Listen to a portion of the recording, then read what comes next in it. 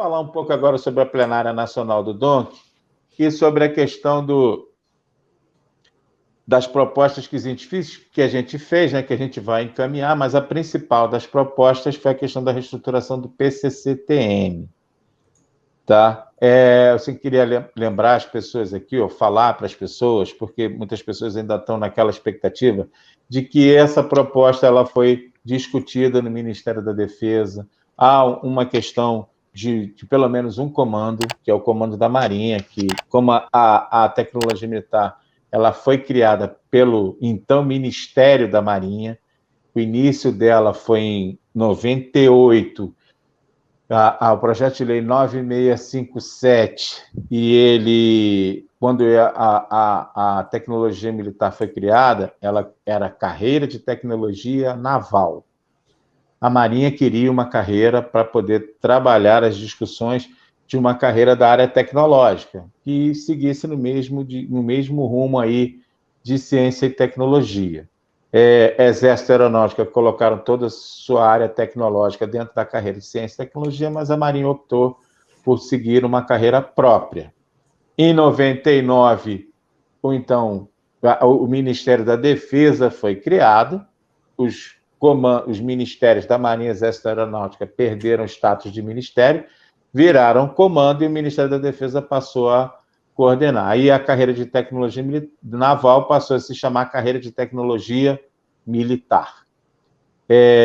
Em 2006, ela sofreu a primeira reestruturação dela, onde o governo criou cargos de nível intermediário, já no governo Lula, e 2 anos depois, ainda no governo Lula, ela sofreu a segunda reestruturação, onde foram criadas RTs e EGQs. A primeira reestruturação de todas foi a reestruturação que incluiu só um grupo de servidores e excluiu outros, que é o que a gente bate muito na tecla, né, principalmente os advogados, que o anexo 23 ele foi inconstitucional porque ele foi discriminatório, né? Ele é um anexo que impede os servidores de fazerem parte da tecnologia militar, que é os servidores da área administrativa, e aí, de lá para cá, o governo, em 2008, quando teve a segunda reestruturação, eu me lembro que foi uma decisão de governo de que tecnologia militar teria o mesmo tratamento de CIT, e aí você vai para CIT, todos fazem parte, né? A carreira de ciência e tecnologia seleciona organizações, mas todos que estão dentro dessa organização fazem parte da carreira. E aí, esse tratamento não foi dado à tecnologia militar. E aí a gente vem sempre em umas discussões. Nilo, que me acompanha desde sempre nessas demandas aí, doutora Thalita e doutor Ian não pegaram aí, acho que nem o Nilo pegou os primórdios, o CINFA sempre defendeu que todos fossem contemplados na carreira de ciência e tecnologia, nas carreiras de tecnologia militar, nas organizações, todos que estão dentro dela fizessem parte. Sempre foi uma luta do CINFA, né? Assim como teve uma época que a Defesa também estabeleceu um projeto para que todos os servidores da Defesa fossem contemplados num plano de cargos da Defesa, que era o PEC-MD. E aí, essa do PEC-MD virou o governo, saiu o governo Lula, entrou o governo Dilma. Eu acho que ainda teve mais um período discutindo, depois parou de se discutir também, mas é algo que é muita reclamação dos servidores que ficaram de fora dessa proposta de negociação, também fazerem parte dela. Mas vamos voltar lá para o departamento, para o DONC. A reestruturação do PCCTM acaba tendo sido a primeira bandeira, a principal bandeira, porque já existe um acordo, mas vieram outras deliberações também. Nilo vai me lembrando aí das deliberações. Pessoal das organizações de ensino, né, fazerem parte do PCCTAI, é uma. Sim. A discussão dos servidores do Comando da Marinha, que não recebem o auxílio alimentação em pecúnia, foi outra. A per capita do plano de saúde. A per capita do plano de saúde também. O auxílio creche. Essas foram... O auxílio creche foram as bandeiras que foram trazidas. O pessoal do Exército que é uma reclamação que acho que a doutora Thalita e o doutor Rian devem acompanhar também, é a reclamação com relação ao FUSEX, ao plano de saúde, as pessoas reclamando, um estado reclamando que não tinha atendimento e outro estado reclamando que era mal atendido. Bahia dizia que não estava tendo atendimento e Minas Gerais reclamando que o atendimento estava sendo muito ruim. Então, essas foram umas bandeiras relacionadas. Houve uma fala do Sérgio Ronaldo também. Sérgio Ronaldo abriu, na verdade, o encontro. O Sérgio Ronaldo, na véspera, teve uma reunião no Ministério do Planejamento. Aliás, isso é uma informação que a gente tem que dar também, que vale até um recorte, Vanessa. O Sérgio Ronaldo, no dia 24 de maio, que foi na quarta-feira da semana passada, o Sérgio Ronaldo comunicou a gente que teve uma reunião no Ministério da Gestão e Inovação, e a ministra Esther Deuec participou, e a reunião, eu vou até ler para vocês aqui,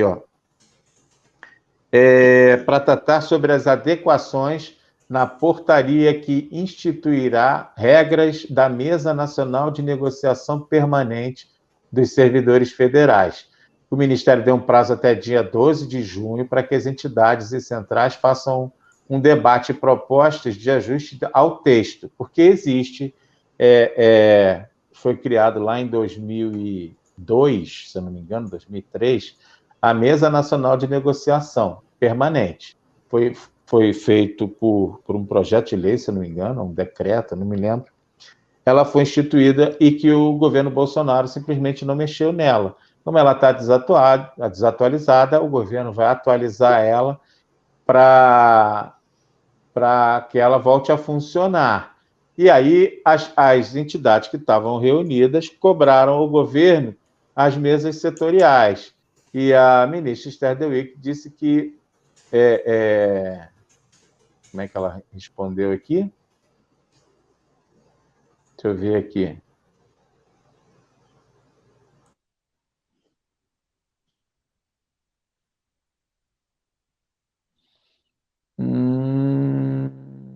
Debate sobre as mesas setoriais, cobrado pelas entidades, virá só em seguida.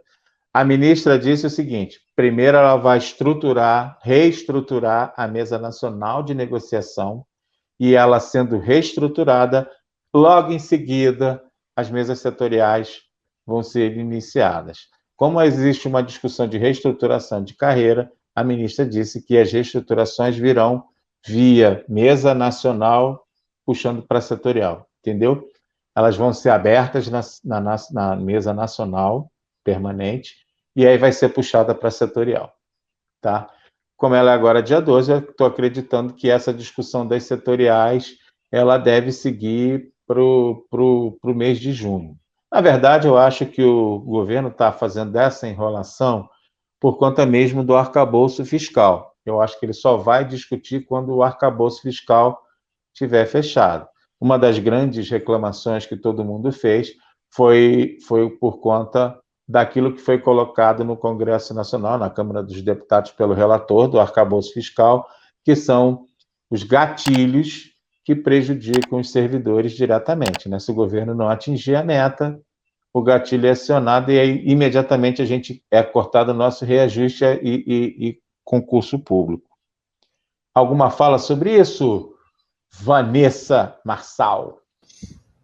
Não, presidente, só para poder acrescentar que esses gatilhos eles foram acrescentados, de fato, né, pelo relator, o Cláudio Cajado, e são, na verdade, são em 2 anos, né? Então, no primeiro ano, ele não vai atingir o servidor.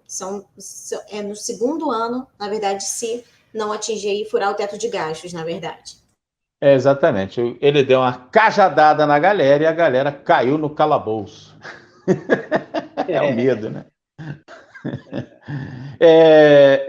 Outra fala importante que aconteceu ontem também,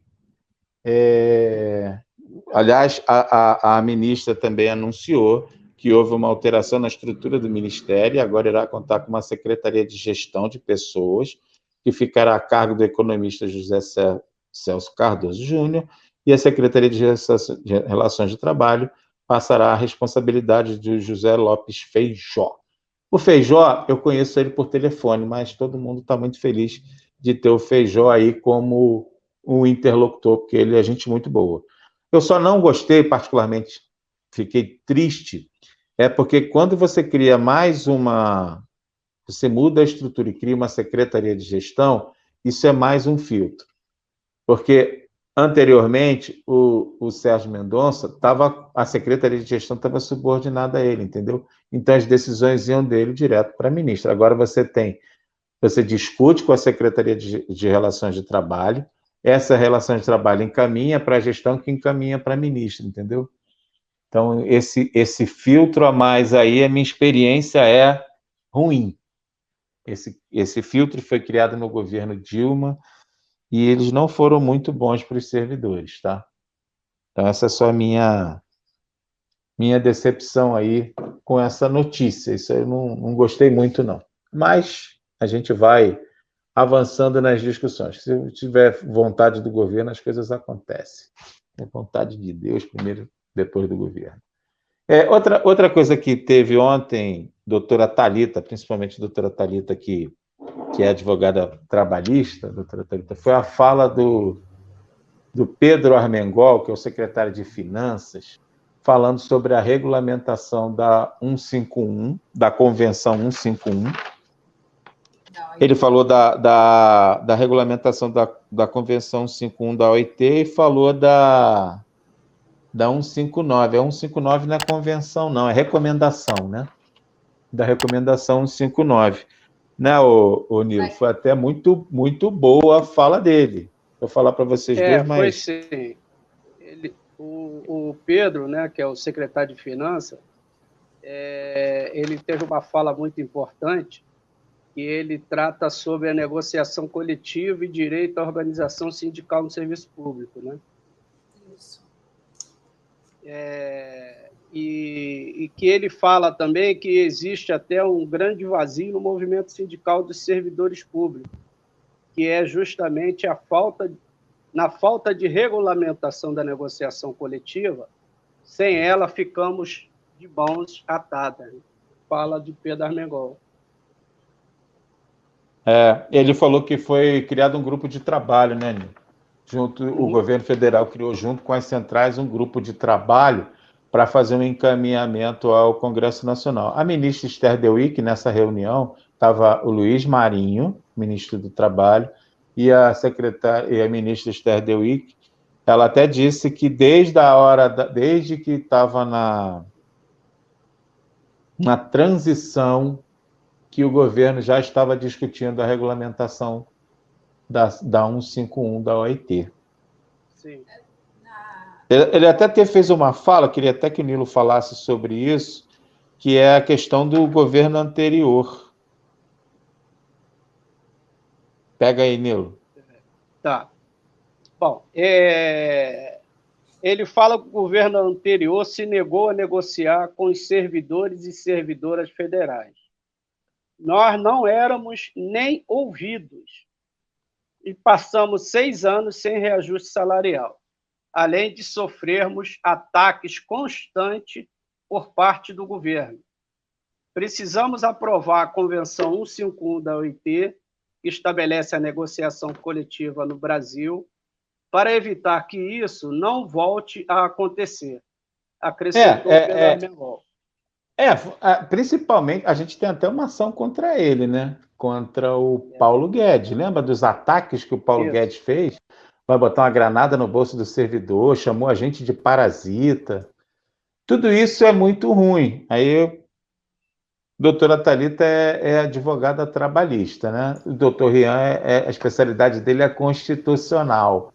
Queria que a doutora Thalita fizesse uma observação e o doutor Rian também. Presidente, até no encontro jurídico que a gente participou, promovido pela Condicef, ali já apresentaram até um projeto de lei, que era um projeto até antigo, que não foi à frente, né? E ali eles nos questionaram se a gente queria indicar, né, até para ajudar na estruturação desse trabalho, que de fato eles iriam seguir, que aí ali teria de fato, inclusive tratado o direito à greve, né, do servidor público, que até hoje é um tabu, depois mesmo, desde a Constituição Federal, que garantiu o direito à greve, a gente o servidor público não pode utilizar desse mecanismo, né, em busca de melhores benefícios e tudo mais. Então, é uma forma de regulamentação, sim, esse projeto de lei. Mas a convenção 151 da OIT, a gente já traz essa fundamentação jurídica, vamos dizer assim, em muitas demandas trabalhistas. Bom seriam se todos, né, os advogados, na hora da fundamentação, fizessem esse alerta, né, de fato, para utilizar. Tem a resolução 123 também. Enfim, a gente tem inúmeros mecanismos, né, que a gente, de normas infralegais que a gente poderia utilizar para melhoria e regulamentação. Mas, infelizmente, a gente ainda não tem. Estou torcendo aqui de verdade para que esses setores, né, de trabalho, esses mecanismos de trabalho, que as centrais sindicais se preocupem de fato com os sindicatos de base, que olhem para os sindicatos de base e verifiquem como é o dia a dia, inclusive uma forma de financiamento, vamos dizer assim, que muitos deles, às vezes, não têm força, né, uma estrutura para seguir em frente. Então, esse projeto, de verdade, é necessário. Essa negociação coletiva é um tripé, né? O financiamento sindical, a database, que é o direito de sindicalização, que apesar da gente ter o direito sindicalizado pela Constituinte, a gente ainda tem problemas em alguns lugares. Tem alguns municípios que têm dificuldade de reconhecer sindicato como representante legal, né? Fala, doutor Rian, o que a Constituição garante em parte e que não garante ainda nessas questões da negociação coletiva, doutor Rian? Sabe que a gente está falando aqui agora, mas a gente vai fazer um bom debate sobre isso, né? A Vanessa está ali olhando para mim assim, mas vamos lá, doutor, fala aí. Presidente, a Constituição Cidadã, né, de 88, que a gente chama, ela veio, assim, perfeita, e aí depois vieram as emendas, né, os entendimentos do Supremo, que eu entendo que foi para retirar direito dos servidores, né? Basta aí. Nossa carreira já é uma carreira, né? Nossa categoria já é uma categoria que já está no serviço público há muito tempo. Então, vocês, melhor que ninguém, sabem o que estou falando, né? O direito que foi sonegado aí de greve ao longo dos anos, da aposentadoria especial, da conversão do tempo, não ter uma data base, né? Que a gente está debatendo aqui sobre a convenção da 185, né? Salvo engano, do AIT, mas não ter uma data base. E a própria Constituição tinha uma previsão do reajuste aí anual, né, para os servidores públicos, no qual, acho que, salvo engano, artigo 3710 da Constituição, no qual o Supremo deu uma decisão desfavorável a esse reajuste. Então, enfim, num governo que quer conversar, quer negociar, é um avanço, né? Essa mesa permanente de negociação. Agora, num governo que não quer conversar, não vou nem falar o nome dele, né? É o inominado, no governo passado, do inominado, que não queria conversar, essa mesa permanente, tendo que não seria útil. Então, a gente tem que avaliar, é um avanço sim, tá? Principalmente quando há o diálogo. Então, o presidente também seguiu o que o secretário Sérgio Mendonça havia falado lá, né, na Condicef, que esse é o ano de negociar, esse é o ano das coisas de reestruturação de carreiras.